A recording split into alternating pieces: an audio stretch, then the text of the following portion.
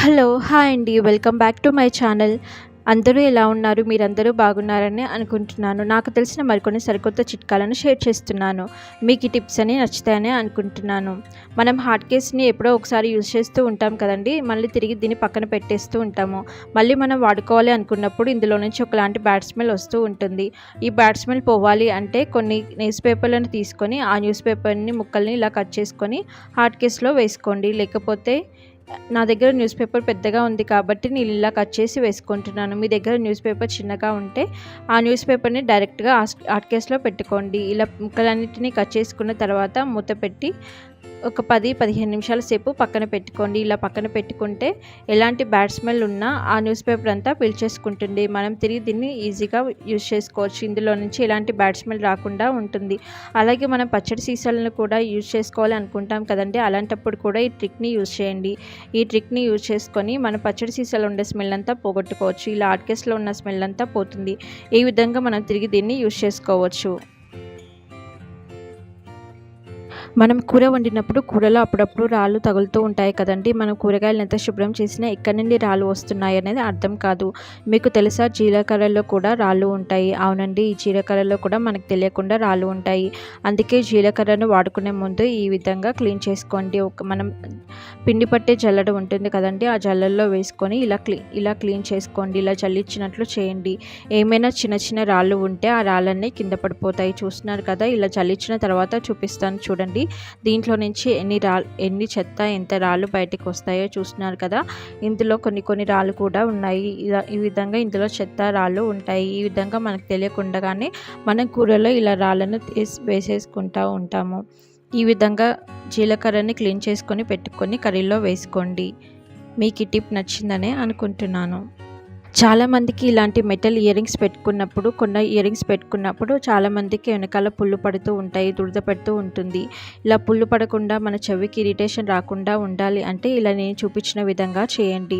మనం ear rings పెట్టుకున్నప్పుడు మన చెవి వెనకాల పుళ్ళు పడకుండా, చెవి దురద పుట్టకుండా, మనకి ఇరిటేషన్ లేకుండా ఉంటుంది. మీరు ఈసారి నుంచి ఎప్పుడైనా ఇయర్ రింగ్స్ పెట్టుకునేటప్పుడు ఈ విధంగా చేసి చూడండి.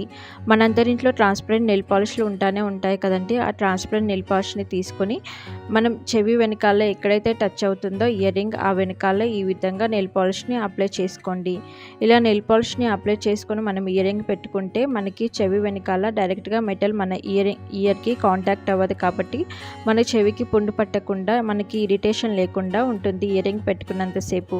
ఈ విధంగా ట్రాన్స్పరెంట్ నెయిల్ పాలిష్ని పెట్టుకున్న తర్వాత కొద్దిసేపు ఆరనివ్వండి. ఇలా ఆరిన తర్వాత మనం ఇయర్ రింగ్స్ పెట్టుకుంటే మనకి ఎలాంటి ఇరిటేషన్ లేకుండా ఉంటుంది. మీకు ఈ ట్రిక్ నచ్చిందనే అనుకుంటున్నాను. మీకు ఈ ట్రిక్ నచ్చితే ప్లీజ్ ఒక లైక్ చేయండి. నా ఛానల్ని సబ్స్క్రైబ్ చేసుకోండి. పక్కనే ఉన్న బెల్ ఐకాన్ని ప్రెస్ చేయండి. మనం లిప్స్టిక్ ఉన్న కొద్ది రోజులకే ఇలా మూతలు లూజ్ అయిపోతూ ఉంటాయి. ఇలా మూతలు లూజ్ అయిపోయినప్పుడు ఏం చేయాలో అర్థం కాదు. ఇలా మూతలు లూజ్ అయిపోవడం వల్ల మనం మూత పెట్టి లోపల పెట్టుకున్నా సరే లోపలికి గాలి వెళ్ళి లిప్స్టిక్ అంతా ఆరిపోయినట్లు అయిపోతుంది. వాటికున్న షైనింగ్ అంతా పోతుంది. లిప్స్టిక్ తొందరగా పాడైపోతూ ఉంటుంది. అలాంటప్పుడు ఏం చేయాలో అర్థం కాదు. అలాంటప్పుడు నేను ఇలా చూపించిన విధంగా చేయండి. చూస్తున్నారు కదా, లోపలికి గాలి వెళ్ళి లిప్స్టిక్ అంతా ఇలా డ్రైగా అయిపోయినట్లు అనిపించింది. మనం ఇలా డ్రైగా లేకుండా చేసుకోవాలి అంటే ఏదైనా ఒక రబ్బర్ బ్యాండ్ని తీసుకొని ఆ రబ్బర్ బ్యాండ్ని ఇలా మూతకి గట్టిగా వేయండి. ఇలా నేను చూపించిన విధంగా మూతకి 2-3 చుట్లు వేసుకోండి. ఇలా వేసుకున్న తర్వాత ఇప్పుడు మూత పెట్టుకోండి లిప్స్టిక్కి. ఇలా రబ్బర్ బ్యాండ్ వేసిన తర్వాత మూత పెడితే మనం లిప్స్టిక్కి డబ్బాకి మూత గట్టిగా పట్టుకుంటుంది. చూస్తున్నారు కదా, ఇప్పుడు మూత కొంచెం గట్టిగా అయింది. ఇలా వేసినా కూడా కింద పడట్లేదు. మూత కొంచెం గట్టిగా టైట్గా అయ్యింది. ఈ విధంగా మన లిప్స్టిక్ పాడవకుండా మనల్ని ఈ విధంగా కాపాడుకోవచ్చు. మీకు ఈ ట్రిక్ నచ్చిందని అనుకుంటున్నాను. మీకు ఈ ట్రిక్ నచ్చితే ప్లీజ్ ఒక లైక్ చేయండి.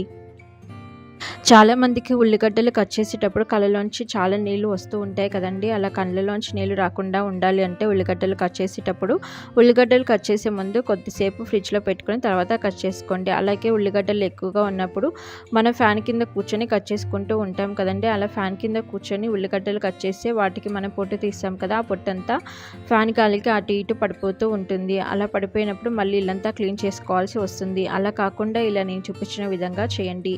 ఇలా పొట్టంతా పొట్టంతా తీసుకున్న తర్వాత ఒక గిన్నెలో వాటర్ని తీసుకొని ఆ వాటర్లో ఈ పొట్టంతా వేసుకోండి. ఇలా పొట్టంతా వాటర్లో వేసుకుంటే కాలికి అటు ఇటు వెళ్ళిపోకుండా ఉంటుంది. అలాగే మనము ఈ ఉల్లిగడ్డలు పొట్టు వేసిన నీటిని పడేయకుండా మనం చెట్లకి పోస్తే చెట్లకి చాలా బలం ఉంటుంది. కాబట్టి మనం ఈ నీటిని పడేయకుండా ఈ విధంగా 2 విధాలుగా యూజ్ చేసుకోవచ్చు. ఈ చిట్కా మీకు చాలా ఉపయోగపడుతుందని అనుకుంటున్నాను. చూస్తున్నారు కదా, ఇలా పొట్టంతటిని వేసుకొని మనం నీళ్ళని చెట్లకి పోసుకుంటే చెట్లు కూడా చాలా బాగా పెరుగుతాయి.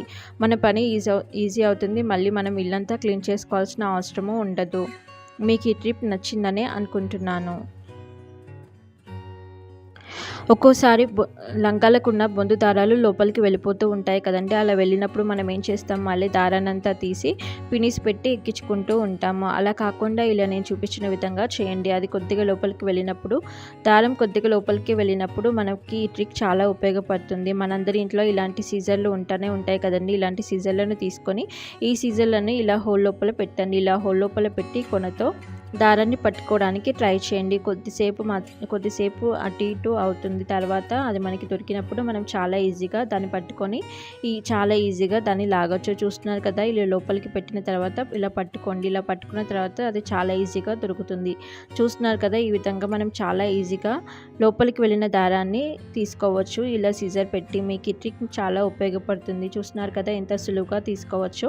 మళ్ళీ మనం అంతా తీసి ఎక్కించుకోవాలంటే టైం పడుతుంది. మనకి అర్జెంటుగా ఎక్కడైనా వెళ్ళాల్సినప్పుడు ఇలా దారాల లోపలికి వెళ్ళినప్పుడు చాలా విసుగుగా అనిపిస్తుంది. అలాంటప్పుడు ఇలా సీజర్ని పెట్టుకొని చాలా ఈజీగా లోపలికి వెళ్ళిన దారాన్ని తీసుకోవచ్చు. మీకు ఈ ట్రిక్ చాలా ఉపయోగపడుతుందని అనుకుంటున్నాను. మనందరి ఇంట్లో ఇలాంటి చీపుళ్ళు ఉంటూనే ఉంటాయి కదండి. ఇలాంటి చీపుళ్ళకున్న ఈ ఈకలు తీసుకొని మనం దీనితో ఒక వస్తువుని తయారు చేసుకోవచ్చు. అది మనం ఎక్కువ డబ్బులు పెట్టి కొంటూ ఉంటాము. అలా కొనకుండా అవసరం లేకుండా దీనికి ఉన్న ఈకలతోనే మనం ఈజీగా ఒక ఇంట్లో యూజ్ చేసుకునే వస్తువుని తయారు చేసుకోవచ్చు. ఇలా ఒక ఈకని కట్ చేసుకోండి. ఇలా ఈకని కట్ చేసుకున్న తర్వాత ఇప్పుడు దీన్ని ఏం చేయాలో చూపిస్తాను చూడండి. ఈ విధంగా ఈకని కట్ చేసుకున్న తర్వాత ఏదైనా ఒక కాయిన్ని తీసుకోండి. ఈ కాయిన్ని తీసుకున్న తర్వాత దీనికి ఇలా ఫోల్డ్ చేసుకుని తర్వాత ఈ కాయిన్కి కొద్దిగా ప్లాస్టర్ వేసి ఇలా అంటించుకోండి. మీకు ఇప్పటికే అర్థమై ఉంటుంది కదా నేను ఏం చేస్తున్నానో. అవునండి, సూదిలో దారం ఎక్కించుకోవడానికి చాలామంది పెద్దవాళ్ళు కష్టపడుతూ ఉంటారు కదండి. అలా కష్టపడినప్పుడు ఈ విధంగా ఏదైనా తయారు చేసి ఇవ్వండి. వాళ్ళు ఈజీగా సూదిలో దారాన్ని ఎక్కించుకుంటారు, ఎవరి సహాయం లేకుండానే. చూస్తున్నారు కదా, ఇలా ప్లాస్టర్ పెట్టిన తర్వాత దీనికి నేను సూదిని ఎక్కిస్తున్నాను. ఎంత చిన్న సన్న సూది అయినా చాలా ఈజీగా ఎక్కుతుంది. చూస్తున్నారు కదా, నేను చాలా సన్న సూదిని తీసుకున్నాను. ఈ విధంగా పెట్టుకున్న తర్వాత ఆ ఈనె లోపల ఈ విధంగా దారాన్ని పెట్టుకోండి. ఇలా దారాన్ని పెట్టుకొని పైకి లాగితే చాలా ఈజీగా సూదిలోకి దారం ఎక్కేస్తుంది. ఈ విధంగా మన ఇంట్లో ఉండే వాటితోనే మనం ఎంతో ఖరీదు చేసుకొని పెట్టుకోవాల్సిన అవసరం లేకుండా, డబ్బులు వేస్ట్ చేసుకోకుండా ఇట్లా ఈ విధంగా మనం ఇంట్లోనే తయారు చేసుకోవచ్చు. ఈ కాయిన్ చీపిరికున్న ఈనతోని మీకు ఈ ట్రిక్ చాలా ఉపయోగపడుతుందని అనుకుంటున్నాను. మీకు ఈ డబ్బు కూడా సేవ్ అవుతుంది. ఈ విధంగా మనం సూదిలో దారాన్ని చాలా ఈజీగా ఎక్కించుకోవచ్చు. మీకు ఈ ట్రిక్ నచ్చితే ప్లీజ్ ఒక లైక్ చేయండి. నా ఛానల్ని సబ్స్క్రైబ్ చేసుకోండి. పక్కనే ఉన్న బెల్ ఐకాన్ని ప్రెస్ చేయండి. ఇప్పటి వరకు నేను చెప్పిన టిప్స్ అన్నీ మీకు నచ్చాయని అనుకుంటున్నాను. మీకు ఏ టిప్ బాగా నచ్చిందో కమెంట్ రూపంలో కమెంట్ చేయండి. మీకు ఈ టిప్స్ అన్నీ నచ్చితే మీ ఫ్యామిలీ అండ్ ఫ్రెండ్స్కి నా వీడియోని షేర్ చేయండి. మరికొన్ని సరికొత్త వీడియోస్ కోసం నా ఛానల్ని సబ్స్క్రైబ్ చేసుకోండి. పక్కనే ఉన్న బెల్ ఐకాన్ని ప్రెస్ చేయండి. Thanks for watching my video. Please subscribe.